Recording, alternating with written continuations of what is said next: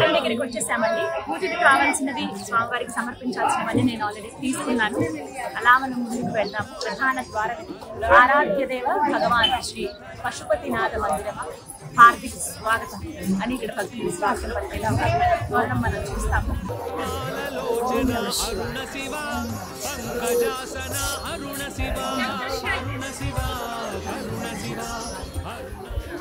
చూసారా ఈ ఆర్కిటెక్చర్ అంతా సేమ్ కనిపిస్తుంది మనకి. దీపాలంతా ఇలాగే నిర్మాణాలు ఇలా కూర్చుని ఉంటారు.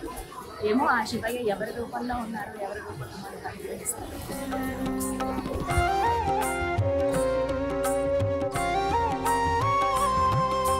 సత్యవదాన్వయ అరుణ శివ మృత్యు నివారక అరుణ శివ యక్షరాజ సఖ అరుణ శివ క్షేళ నీలగళ అరుణ శివ అరుణ శివ కరుణ శివ అరుణాచల శివ కరుణ శివ అరుణాచల శ్రీ కరుణ శివ అరుణాచల శివ.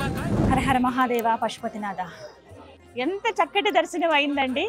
జీవితంలో ఎప్పటికీ నాకు గుర్తుండిపోయేటువంటి ఒక జ్ఞాపకం ఇది. స్వామిని అలా చూడటం అనేది నిజ రూపంలో చూశాను నేను. ముందుగా ఇక్కడి నుంచి వెళ్ళడం ప్రారంభించుకుంటే ఆ పశుపతినాథుని అలా తలుచుకున్నాను. ఎలా ఉంటారో నేనైతే ఇప్పటి వరకు చూడలేదండి. కనీసం నేను విజువల్ కానీ చిన్న చిన్న వీడియోస్లో కానీ ఒక క్లిప్పింగ్ కూడా నేను చూడకుండా వెళ్ళాను. నాకు స్వయంగా ఆయన ఎలా ఉంటారో అదే నా మనసులో అలా ఉండిపోవాలి అని అనిపించి లోపల అలా అడుగుపెట్టి క్యూ లైన్స్ చూస్తే నేను అనుకున్నాను కష్టమేమో, కొంచెం 2-3 అవర్స్ పట్టేస్తుంది అనుకున్నా. కానీ ఏదో ఆయన దర్శనం ఇప్పిస్తాను రండి అని పిలిచినట్టుగా సునాయాసంగా వెళ్ళిపోయాం. అసలు తెలియలేదు కూడా ఎంతమంది భక్తులు దర్శనం చేసుకుని వచ్చేవాళ్ళు ఒకవైపు, వెళ్ళేవాళ్ళు ఇది ఆ లైన్ లోపలికి వెళ్ళేదన్నమాట. అడుగు పెట్టడమే ద్వారం నుంచి ముందుగా పెద్ద నందీశ్వరులు అలా ఆ స్వామి ముందు కూర్చుని ఉన్నారు. వెనక భాగంలో మనకు కనిపిస్తారు. అలా కొంచెం దగ్గర నడుచుకుంటూ అడుగు వేసుకుంటూ వెళ్తే లైన్స్ అండి. పైకి ఇలా స్టెప్స్ ఎక్కి స్వామిని చూడాలి. ఎత్తులో ఉంటారు అనమాట. కింద నుంచి చూస్తే మనకు కనిపించరు. 2 లైన్లు ఉన్నాయి. మేము యువతల పక్క లైన్ నుంచి ఉన్నాము. ఎలా అవుతుందో ఏంటో అనుకుంటూ స్వామిని తలుచుకుంటూ అలా పైకి ఎక్కగానే ఆ దివ్యమంగళ రూపాన్ని చూడగలిగాను. ఎప్పుడు లింగ రూపంలో దర్శనమిచ్చేటువంటి ఆ శివయ్య ఇక్కడ పంచముఖాలతో దర్శనమిస్తారు. ఆ పశుపతినాథుడు ఆ ముఖాలను అలా చూడగానే నిజ రూపంలో చూసాం. అలంకరణ ఏమీ చేయలేదు. స్వామికి ఇప్పుడే అభిషేకం జరిగినట్లుంది. నీరు కూడా పోసారు ఇప్పుడే. మొత్తం నీట్గా శుభ్రంగా అప్పుడే స్నానం చేసి కూర్చుని ఉంటే ఎలా ఉంటారు అంత చక్కగా. ఇంకా విభూది నామాలు కానీ ఏమీ లేవు. నిజ రూపంలో మాకు ఆ స్వామి దర్శనం ఇచ్చారు. ఎంతగా అంటే ఎప్పటికీ గుర్తుండిపోయే కొన్ని జ్ఞాపకాలు ఉంటాయి చూసారా. అందులో నాకు పశుపతినాథుని గుడి అలాగే ఉండిపోతుంది అనమాట. ఎప్పటికీ నిలిచిపోతుంది. అందరిని ఒక్కసారి తలుచుకున్నాను. అలా మొత్తం రూపం అంతా కూడా నా కళ్ళలో అలా నిక్షిప్తం చేసుకున్నాను. ఇప్పటికీ గుర్తుంది. మీకు చెప్తున్నప్పుడు కూడా నాకు ఇట్లా వైబ్రేషన్ వస్తుంది. అంత బాగా అనిపించింది అనమాట.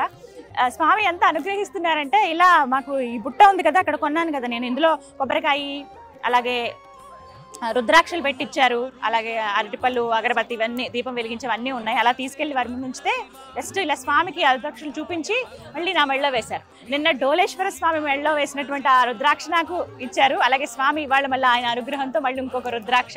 అంటే ఆయన అనుగ్రహం ఉంది నా మీద అని మాత్రం నాకు అనిపిస్తుంది. చాలా అదొక హ్యాపీ మూమెంట్ అండి. ఒక్కసారి నా కుటుంబ సభ్యులందరినీ తలుచుకున్నాను. అందరూ బాగుండాలన్నట్టు కోరుకున్నాను. ఆ స్వామి అనుగ్రహం ప్రతి ఒక్కరిపైన ఉండాలి. ఆ మహాశివుడే కదా, ఆయన దర్శనం జరగడం చాలా చాలా సంతోషం అనమాట. నేపాల్ కాఠ్మండులో చాలా ప్రత్యేకంగా శక్తివంతమైన దివ్యమైన క్షేత్రం ఇది పశుపతినాథుడు. ఇక్కడ స్ట్రిక్ట్ రూల్స్ ఉంటాయండి. ఫోన్ కనీసం ఇలా కూడా తీయకూడదు అనమాట. జస్ట్ ఫోన్ తీసేసుకుంటారు. ప్లస్ తీసుకున్న ఫోన్ ఏంటంటే మనకి డైరెక్ట్గా మళ్ళీ తర్వాత ఇచ్చేస్తారని కాదు. పక్కన స్టేట్ బ్యాంక్ అని ఉంటుంది, అక్కడ 500 డిపాజిట్ చేస్తే అప్పుడు మన ఫోన్ మనకి ఇస్తారనమాట. సో ఇవి మనం ఖచ్చితంగా పాటించాలండి. ఇక్కడ రూల్స్ కూడా బాగున్నాయి. మిగతా ఆలయాల్లో దగ్గర వరకు చెప్పులు వేసుకుని వెళ్ళిపోతున్నారు, కానీ ఇక్కడ ద్వారం బయట చెప్పులు వదలాలి, లోపలికి రావాలన్నమాట. ఇన్ని రూల్స్ కంపల్సరీ ఉంటాయి. మొత్తానికి అలా దర్శనం చేసుకుని ఆ స్వామిని అయితే మనసారా చూడగలిగాను. ఆ తర్వాత కాలభైరవుడు దర్శనం కూడా జరుగుతుంది. ఆయన దర్శనం చేసుకుని ఆయన అనుగ్రహం చూసుకుని అలా నెమ్మదికి బయటకు వచ్చి ఆలయం మొత్తం చూడొచ్చు. చుట్టూ వెండి తొడుగు వేశారు. పైన ఏంటంటే బంగారం పూత, చిన్న విగ్రహాలకి బంగారం పూత వేశారు. ఇంకా పైన కంచుతోటి ఇత్తడితోటి పైనంతా ఇలా ఫ్రేమింగ్ లాగా చేశారనమాట. ఈ ఆర్కిటెక్చర్ మనకు నేపాల్ అంతా కనిపిస్తుంది. అదేవిధంగా పైన శిఖరం మనకి కొంచెం ముందుకెళ్తే ఇక్కడ నుంచి కూడా ఆ మధ్యలోంచి కనిపిస్తుంది. ఆ శిఖరం దగ్గర ఏంటంటే త్రిశూలం, డమరుకం ఇవన్నీ కనిపిస్తాయి అనమాట మనకి. ఇక్కడ నుంచి ఆ శిఖరానికి దండం పెట్టుకుంటే ఆ స్వామిని మరొక్కసారి చూసినట్టే. నాకైతే ఆ రూపం ఇంకా కళ్ళల్లోంచి పోవట్లేదు, అలా ఇంకా కనబడుతూ ఉన్నారు. చాలా హ్యాపీ మూమెంట్ ఇది. నేను ఎప్పటికీ ఎవరు కలిసినా కూడా అదే చెప్తాను, ఖచ్చితంగా అందరూ రావాల్సిన క్షేత్రం అండి. నా అనుభూతి అయితే ఇది గొప్ప అనుభవం ఇది. మీరైతే రండి, కాఠ్మండు వస్తే ఖచ్చితంగా పశుపతినాథుని మాత్రం దర్శనం చేసుకోండి. అంటే ఎవరైతే అజ్ఞానంతో బాధపడుతూ ఉంటారో, ఏదైనా చంచలంగా ప్రతిదీ చేయలేకపోతున్నాం, ప్రతిదానికి ఏదో వర్క్లో బిజీ అయిపోతున్నాము, ఏది మాకు కాన్సన్ట్రేషన్ ఉండట్లేదు అనే వాళ్ళు స్వామిని దర్శించుకుంటే మనకు ఆ ప్రశాంతతని ఇస్తారు, చేసే పని మీద శ్రద్ధను కూడా ఇస్తారట. నాకు అది కలగాలని ఆ మనసులో స్వామిని కోరుకున్నాను. ఖచ్చితంగా మీరు వచ్చినప్పుడు కూడా ఆ పశుపతినాథుని దర్శనం చేసుకోండి. అందరూ రావచ్చు, ఫ్యామిలీ పరంగా టూర్స్ లా కూడా రావచ్చు. నేపాల్ ముక్తినాథ్ టూర్లో భాగంగా మనం ఇక్కడ పశుపతినాథుని దర్శనం చేసుకోవచ్చు అండి. ఉట్టిగా నేపాల్ వచ్చి ఓన్లీ పశుపతినాథుని చూస్తామన్నా కూడా సంతోషమే, అలా అయినా రండి, స్వామిని దర్శించుకోండి. అంతేకాదు మనం బయటికి అలా వచ్చిన తర్వాత కాలభైరవుని చూశాక ఎన్ని ఉపాలయాలు ఉంటాయి తెలుసా. మన ఓపిక దగ్గర ఒక గంట అయినా లోపల మనం స్పెండ్ చేసి ఒక్కొక్కటి చూసుకుంటూ అలా వచ్చి దీపం వెలిగించి, అగరబత్తి వెలిగించి, కొబ్బరికాయ కొట్టి హ్యాపీగా ఆ స్వామిని మరొక్కసారి తలుచుకుని మనసారా చివరిగా దండం పెట్టుకుని వచ్చేటప్పుడు మనకి ఆ ఈశ్వర రూపమైన హనుమాన్ దర్శనం కూడా జరుగుతుంది. పూర్తిగా సింధూరంలో కనిపిస్తారు, చక్కగా మనకు బుట్టవి పెడతారు, ఆశీర్వాదం అందిస్తారు. అలా చూసుకుంటూ స్వామిని తలుచుకుంటూ నేనైతే ఒక్క నిమిషం అక్కడ కూర్చున్నానండి. వెళ్తున్నారు మా టీం అంతా ముందుకు వెళ్ళిపోతున్నారు, కానీ నేను ఒక్క నిమిషం కూర్చుని మనసారా ఆ స్వామిని ధ్యానించుకుని మళ్ళీ నాకు ప్రాప్తం ఉంటే పునఃదర్శనం ఇప్పించయ్యా అని దండం పెట్టుకుని బయటకు వచ్చాను. ఇలా మీ ముందు నుంచున్నాను. ఆ స్వామి అనుగ్రహం మీకు కూడా కలగాలని కోరుకుంటున్నాను. నేపాల్ టూర్ వచ్చినప్పుడు ఖచ్చితంగా కాఠ్మండు రండి, కాఠ్మండులో ఉన్న పశుపతినాథుని దర్శనం చేసుకోండి. హర హర మహాదేవ శంభో శంకర. అగ్నిగోళహర అరుణ శివ అరుణ శివ. హాయిగా అనిపిస్తుంది దేవాలయంలో ఉన్నంతసేపు. ఇక్కడ మనం దేవాలయంలో దర్శనం చేసుకుని అలా కొంచెం ముందుకు వస్తే వెనక భాగంలో ఇదంతా కూడా బాగమతి నదండి. ఇక్కడ వాళ్ళు ఏంటంటే చాలా గట్టిగా నమ్ముతారు, మేము గనక చనిపోయిన తర్వాత ఇక్కడ దహన సంస్కారాలు చేస్తే, అంటే ఆ చనిపోయిన వ్యక్తికి దహన సంస్కారాలు గుడి ప్రాంగణంలో చేస్తే ఖచ్చితంగా శివైక్యం చెందుతారనేది ఒక గట్టి నమ్మకం అన్నమాట. అది స్వామి అనుగ్రహం కూడా, ఆయనే వరం ఇచ్చాడు. ఆ శివయ్య ఇక్కడ నేపాల్ ప్రజలకి ప్రత్యేకంగా ఇచ్చినటువంటి వరం అనే చెప్పుకోవాలి. అది ఎవరైతే ఈ ప్రాంతంలో మరణిస్తారో వాళ్ళు ఖచ్చితంగా నా దగ్గరికే వస్తారు. మనం కాశీలు ఇదే మాదిరిగా చూస్తాం కదా, ఇక్కడ వీళ్ళ నేపాల్ కాశీగా మనం చెప్పొచ్చు అనమాట. దీనికి చాలా మంది అండి ఈ చుట్టుపక్కల ఇళ్ళు అద్దెకి తీసుకుంటారు. ఎక్కడెక్కడి నుంచి వచ్చి ఈ కాఠ్మండులోనే నివాసం ఉండడానికి ఇష్టపడతారు, ఏదో చిన్న పనులు చేసుకుంటారు. ఒకవేళ మేము ఏమన్నా కారణాలు చనిపోతే మా దహన సంస్కారాలు ఇక్కడే చేయండి, మేము ఆ పశుపతినాథుడి దగ్గర ఐక్యం అవుతాం అనే భావన అంత గట్టిగా నమ్ముతారనమాట. అలాగే అందుకే ప్రతినిత్యం ఆ చితి అలా వెలుగుతూనే ఉంటుంది. అంటే ఆయన భస్మ ప్రియుడు కదా, భస్మం ఆయన రాసుకుంటారంటే ఏ కోరికలు లేవు. చనిపోవడం అంటే ఇంక అంతే కదా, మనం పుట్టినప్పుడు ఏమి తెచ్చుకోము, పోయేటప్పుడు ఏమీ తీసుకెళ్ళము, మధ్యలో ఉండేది ఈ జీవితం అంతా ఆయన ఆడించేదే.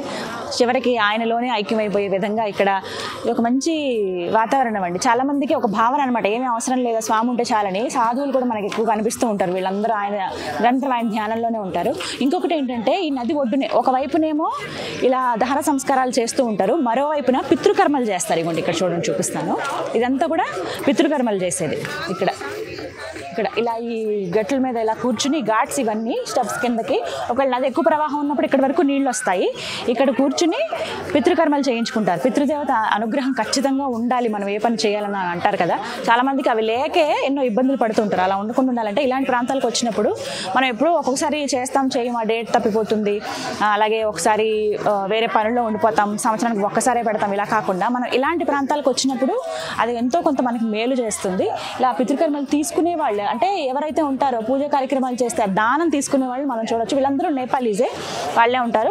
మనకు కొంచెం హిందీ అర్థం అవుతుంది వాళ్ళకి, మనం అలా చెప్తే అక్కడ చేయించుకోవచ్చు అనమాట. ఎంతో కొంత వాళ్ళకి దక్షిణ ఇచ్చి మనం కర్మలు పూర్తిగా చేయించుకోవచ్చు. అంటే పిండ ప్రదానం చేయొచ్చు, లేదంటే డబ్బులు ఇచ్చి మన పెద్దవాళ్ళ పేరు, పూర్వీకులు ఎవరైతే ఉంటారో వాళ్ళ పేరు మీద కూడా చేయించుకోవచ్చు అనమాట. మొత్తంగా ఈ ఆలయంలో అడుగడుగున విశేషాలే మనకి కనిపిస్తాయండి. శివ అరుణాచల శివ కరుణ శివ.